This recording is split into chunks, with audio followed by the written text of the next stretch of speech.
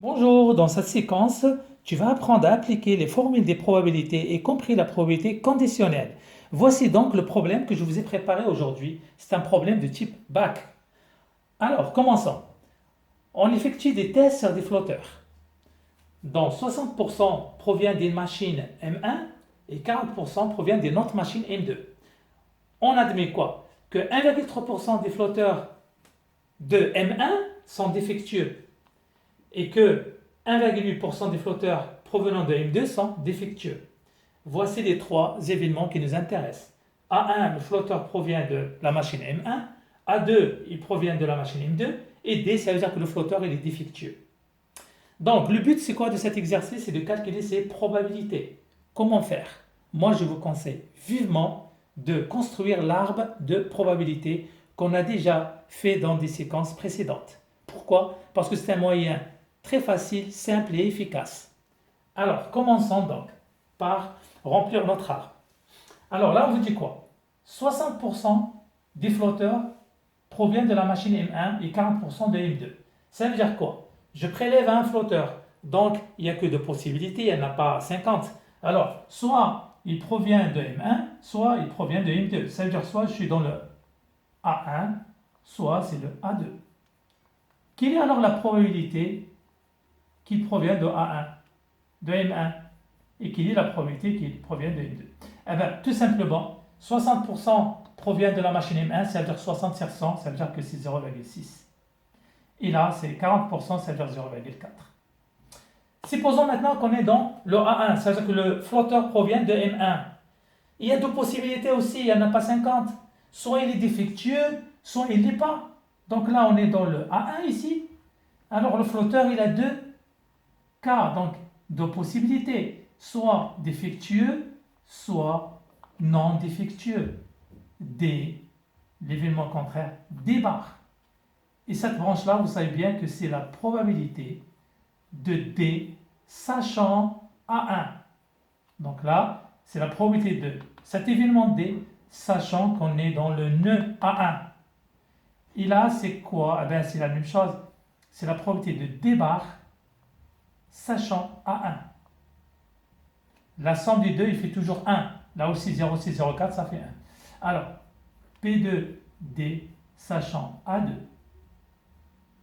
Et là, on a P2D bar sachant A2. Donc, on va remplir maintenant. Alors, quelle est la probabilité de D sachant A1? Eh bien, c'est 1,3%. Pourquoi? Parce qu'on vous dit que 1,3% des flotteurs de M1, ça veut dire A1, sont défectueux. Donc, ça fait 0,013. Et 1,8% des flotteurs de M2, de A2, donc sont défectueux, donc c'est 0,018. Alors pour trouver cette valeur, c'est facultatif, il ne demande pas de la calculer, mais bon, si vous voulez, c'est tout simplement 1 moins 0,013 qui fait 0,987. Et là, c'est 0,982. Donc voilà, pour calculer P de A1, on l'a déjà calculé, donc il suffit juste en fait de remplir maintenant.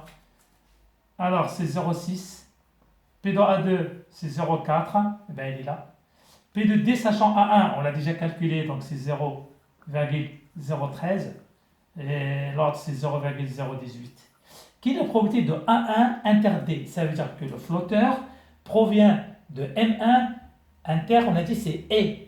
Et le E, en maths, c'est fois. Donc, c'est la probabilité de A1 fois la probabilité de D sachant A1. Autrement dit, on est sur ce chemin-là pour trouver A1 et D. Donc c'est 0,6 fois 0,013 et on trouve 0,0078.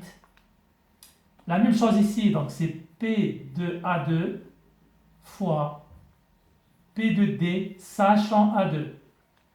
Donc pour trouver A2 inter D, donc A2 et D, donc 0,4 fois 0,018. Ça fait 0,072.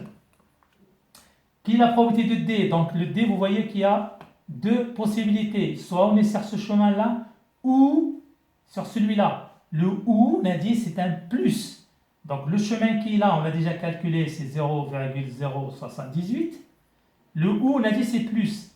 L'autre, on a calculé aussi, c'est 0,072.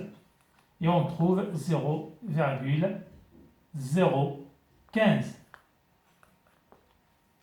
Qui est la probabilité de A1 sachant D? Là, on va faire un petit rappel de la formule la plus importante que vous devez connaître par cœur. C'est la probabilité de A sachant B, c'est la probabilité de A inter B, c'est la probabilité de B. Donc en fait, c'est très simple pour la retenir. Donc là, vous avez A1 et D. Donc c'est intersection. Donc vous avez A1 et donc c'est inter D. Et là, vous avez le D qui est en bas, donc on va le mettre en bas. Donc c'est P de l'événement D, qui est égal. Donc A1 inter D, on l'a déjà calculé, c'est 0,0078. Et là, vous avez 0,015 qu'on a calculé juste là. Et donc, on trouve 0,52. Ça veut dire quoi? Ça veut dire qu'il y a 52%, voilà, de chance de tomber sur un flotteur provenant de M1, sachant qu'il était défectueux. Voilà, donc le problème est résolu et la séquence est terminée.